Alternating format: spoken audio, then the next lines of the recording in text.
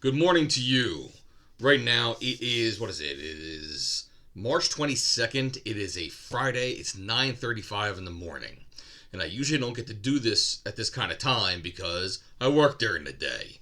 But I took a few days off, not necessarily to do things like this, but not necessarily not to do things like this. So, I'll get into it.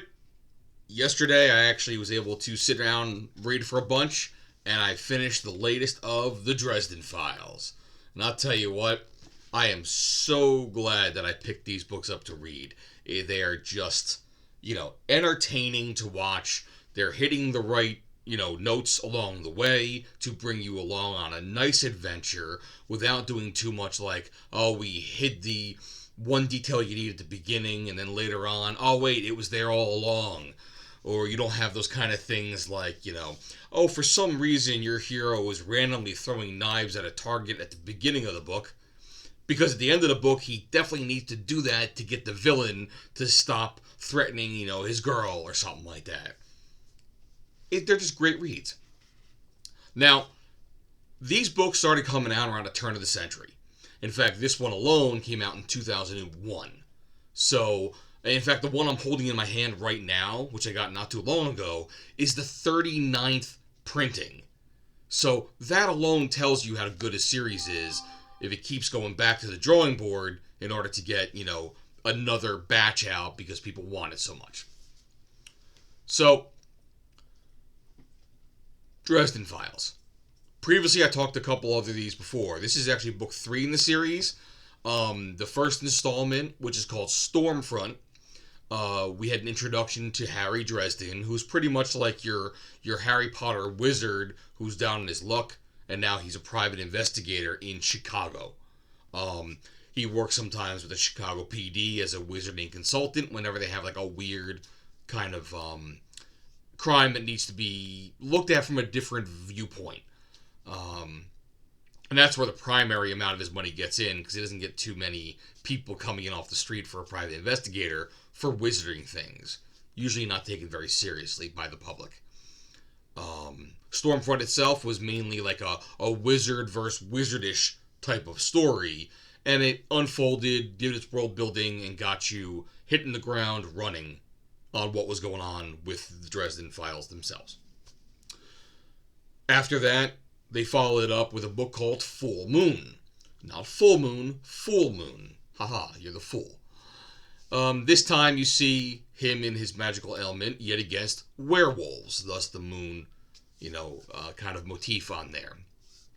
And I spoke about both of these books in previous episodes, I think episode 23 and 27, and I'll put links to those below in case you want to hear those as well. But moving forward, we are now on to book 3. And this one is called Grave Peril. So, up front, you want to break it down. You're like, alright, graves, cemeteries, dead people, maybe you got some vampires or maybe some ghouls that are in the cemeteries looking for fresh meat.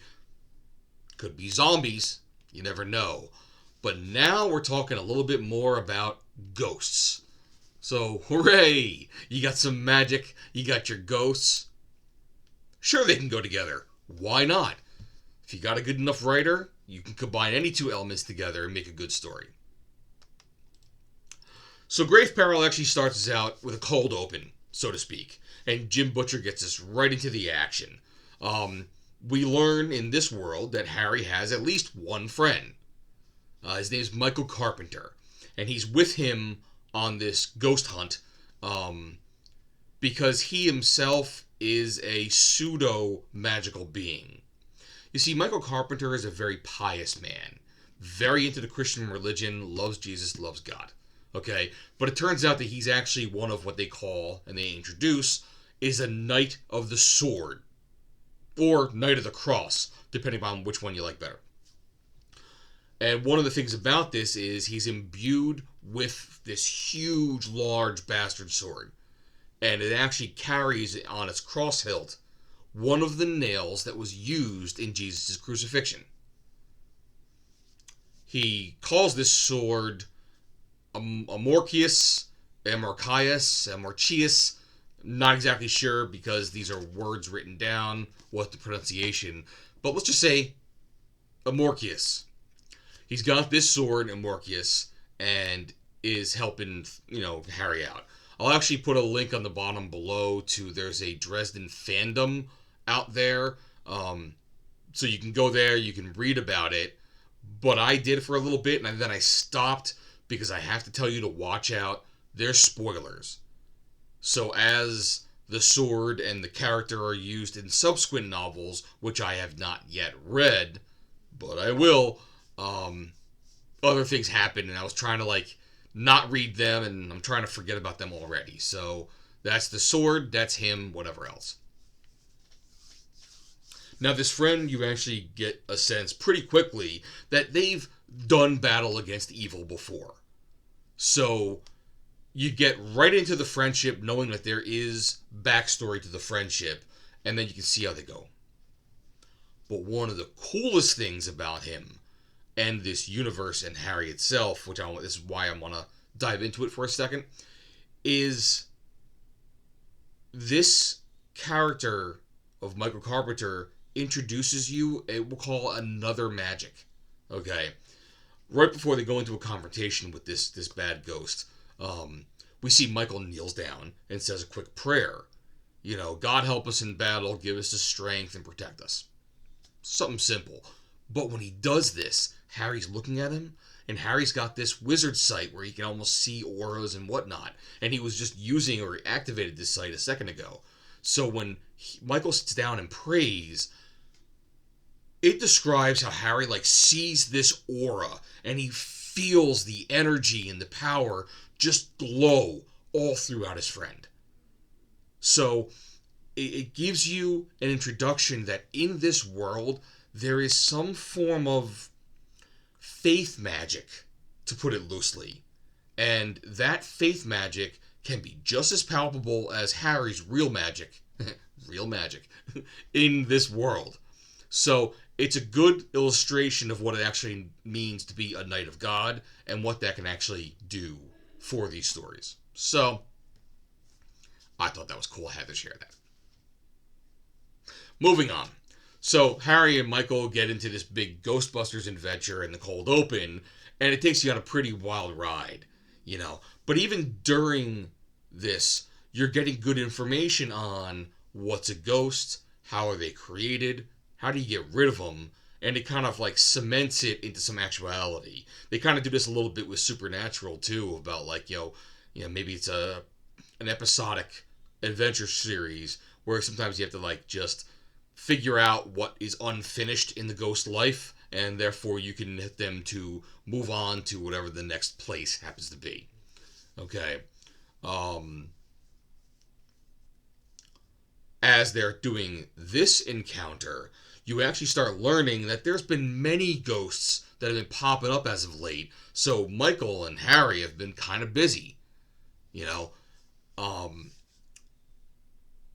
And it even talks a little bit, about some behind the scenes, some recent history that introduces what they've been doing to other ghosts that they've been ghost busting along the way, and you get a little bit of a glimpse on more of the long history between Harry and Michael. All of these ghosts, though, apparently come from that other land that Harry has mentioned before, called the Never Never. It's an otherworldly dimension, maybe, that you can get to interact with, or maybe you never want to interact with. This is where the Fae and Fairyland are, and yada yada. But what's been happening is, as they discuss the Never Never really quick, it's been giving you the information that all of these ghost attacks, all these encounters, have been thinning the lines between, the real world and the Never Never. Almost so much as people think on Halloween, the spirit world and our world now, this world, there's a thinning too. That's why it's something, we dress up as ghosts and goblins and vampires, whatever else. They might actually come through. And again, I'll air quote a lot when I'm talking about this stuff. So all these ghost encounters have created holes or at least thinness between the veil of the Never Never and the real world. And they don't know why yet. That becomes one of the things about this story that's pretty interesting. In fact, when I read that part of it, it kind of went back to a scene I remembered from the original Ghostbusters movie. So you got Ray and Winston are driving in the car, probably between engagements, because the team is spread thin with so many ghosts. And Ray's looking at blueprints of Dana's apartment and finding some weird stuff, and Winston starts talking about Jesus and God. I love Jesus' style, as he says. And he talks about Revelations and the Judgment Day, and they go, there's some quotes of the Bible, whatever else. And because they think that the dead will rise, and then Jesus will reappear, yada yada. And that's one of the things that Winston says. He has this little nugget that rolls out, and he says, hasn't it occurred to you, Ray, that one of the reasons that we've been so busy as of late is that the dead have been rising from the grave? So our Ghostbusters job is getting harder and harder because it's leading up to something. So that's one of the things that they think is happening here. All these ghosts are coming through from the Never Never. Something else bigger must be behind it that will take our interest later on. Fast forward real quick to the cold open. They're defeating the ghost, and when they're doing so, they're actually finding out that this ghost has almost like ghost chains or ghost wires interlaced throughout its spiritual body. So it's actually causing this ghost pain, tremendous pain. He's in agony. So besides having a ghost doing ghost shit to begin with, he's doing also with this I'm in pain anger too. So there's a reason now why they think the ghosts are coming through. Someone or something is torturing them. And as they say, the plot thickens. So I don't know what you're like, but I can tell you right now, I am definitely intrigued. So I'm like, take me along for a ride, Jim Butcher. I'm here for every single page. So moving on, I'll get to the end of this as soon as I can. While they're doing this, they have to jump into the Never Never, and you get kind of acquainted with how this fairy realm or whatever works. And while they're in there, you also learn more about Harry has what they'll call a fairy godmother, Leia. And her name is a lot longer, and if I couldn't pronounce the sword, I sure as hell couldn't pronounce her name. But the fairy godmother hates Harry. In fact, she practically wants to kill him. So he tries to never go into the Never Never as much as possible. I'm wondering if there's too many multiple negatives in that sentence to make it worthless. But I'm winning it. I'm going through. Never in the Never Never. So, of course, when they're running into the adventure, they run into her. And you learn about how Harry kind of owes the fairy godmother a debt, but he's welching on paying. And he's delaying it and keeping it at arm's length for as long as possible. And that's the reason why he hates trying to even go into this place. Because he's afraid he might get caught. The book continues. There's trials and tribulations everywhere for our fair hero, and you're along for the ride. But some highlights for you. At one point, there is some battle that one of the opposition actually steals, kind of eats a piece of Harry's power, almost a piece of his soul. So now he's working, his magic bar has been depleted permanently to a lower, level. So it's like it's been removed from him. So now you have to have him deal with these problems at a diminished capacity the whole time.